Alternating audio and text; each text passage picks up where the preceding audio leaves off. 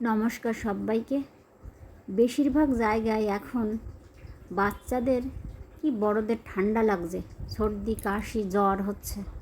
তো এই সময় এই ভেষজ চাটা খেলে সর্দি কাশি জ্বরের থেকে, ঠান্ডা লাগা থেকে অনেক উপকার পাওয়া যায়। আমার ছেলেটার ঠান্ডা লেগেছে, তো আমি যখন ঠান্ডা লাগা হোক অন্য সময়ও এই চাটা তৈরি করে খাই। তো আমি তৈরি করবো আজ ভেষজ চা। ভেষজ চা তৈরি করার জন্য আমি এখানে 3 কাপ জল নিয়েছি, আর দিয়ে দেবো আদা কুড়ানো, দেব 6টা থেকে 7টা মুখে ফুল আছে সেরকম লবঙ্গ।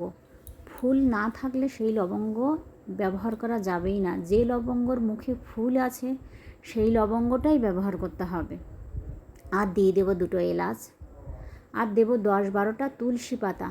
আমাদের সচরাচর যেসব তুলসী পাতা পাওয়া যায় সেগুলো দিলেও হবে। সব থেকে ভালো উপকার পাওয়া যায় রাম তুলসীটা দিলে।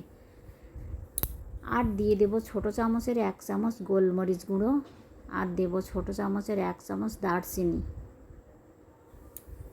আর ব্যবহার করব দুলাল ভরে তাল মিছরি। দুলাল ভরে তাল মিছরিটা আমি এখানে একটু বেশিই দেবো, 3 চামচ মতোই দেবো।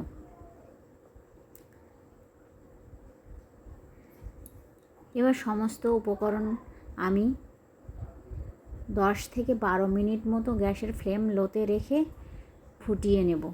3 কাপ জল ব্যবহার করলে সেখানে ফুটিয়ে আনতে হবে 1 কাপ জল, আর 4 কাপ জল ব্যবহার করলে সেটা ফুটিয়ে আনতে হবে 2 কাপ জলে। তবেই ভেষজ চাটা খুব ভালোভাবে তৈরি হবে। আর এই চাটা যদি রেগুলার খাওয়া যায় তো সর্দি কাশি ঠান্ডার হাত থেকে মুক্তি পাওয়া যায়। খুব ভালো উপকার দেয় এই চা। আর যাদের সর্দি কাশি এখনই লেগেই গেছে তারা যদি রেগুলার এই চাটা খেয়ে থাকেন তো খুবই ভালো কাজ দেয় এবং খুব তাড়াতাড়ি এর রেজাল্ট পাওয়া যায়, ভালোও হয়ে যায়। এবার চাটা যখন হয়ে যাবে সব শেষে চাটা একটু ঠান্ডা করে তাতে অ্যাড করব 1 চামচ মধু। মধুটা সর্দি কাশির পক্ষে ভীষণ উপকার। এবার মধুটা আমি অ্যাড করে নেব। হয়ে গেছে আমার ভেষজ চা। সর্দি কাশি এবং ওয়েদার চেঞ্জে কিংবা যে কোনো সময় আপনারা এই চাটা তৈরি করে খাবেন, খুবই ভালো উপকার দেয়।